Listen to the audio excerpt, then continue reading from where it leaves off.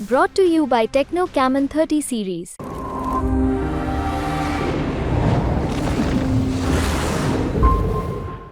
आप सबको मालूम है कि 25 तारीख को जिस दिन दिल्ली में चुनाव था उस दिन रात को करीब 11 से 11:30 बजे दिल्ली में विवेक विहार स्थित एक चाइल्ड केयर सेंटर के अंदर भीषण आग लगी, जिसमें कई नवजात शिशुओं की मृत्यु हुई, जो कि बहुत दुर्भाग्यपूर्ण है।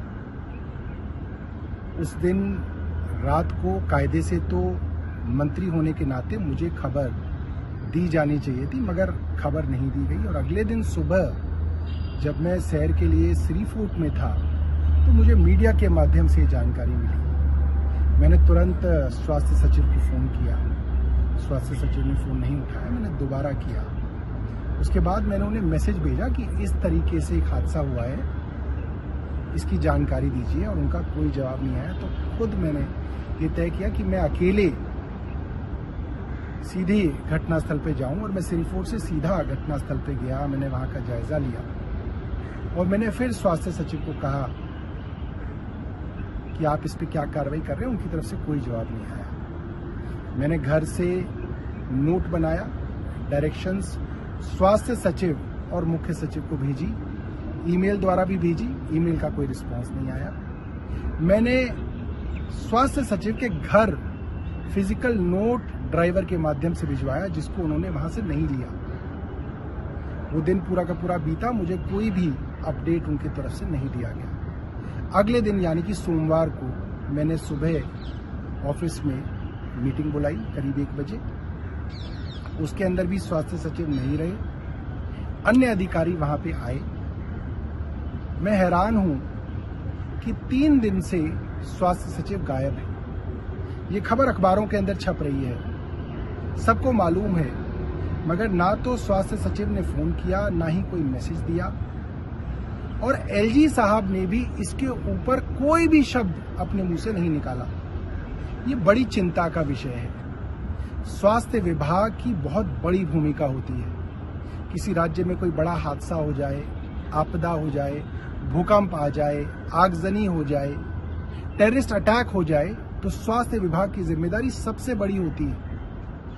क्या यह संभव है कि स्वास्थ्य सचिव ऐसे अपने राज्य से गायब हो जाएं, बिना मंत्री को जानकारी दिए? मुझे किसी ने कहा वे छुट्टी पे हैं, मगर मुझे उनकी छुट्टी के विषय में कोई एप्लीकेशन नहीं आई, ना मैंने उनको अनुमति दी। चलिए, अगर छुट्टी ले भी ली तो ना मेरे दफ्तर में कोई सूचना दी गई है।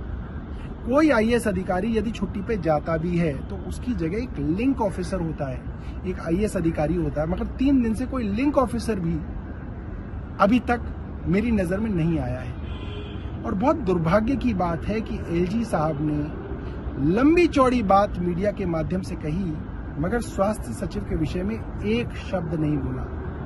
कई बार उनकी शिकायत की जा चुकी है कि अस्पतालों में दवाइयों की कमी है, फरिश्ते स्कीम के अंदर लोगों का इलाज नहीं हो पा रहा है, जानबूझ के प्राइवेट अस्पतालों के बिल को रोका गया है, कई जगह मोहल्ला क्लिनिकों के अंदर तनख्वाहों को रोका गया है, मगर बार बार शिकायत करने के बाद भी एलजी साहब ने उनके ऊपर कोई कार्रवाई नहीं की है। इसके क्या मायने हैं?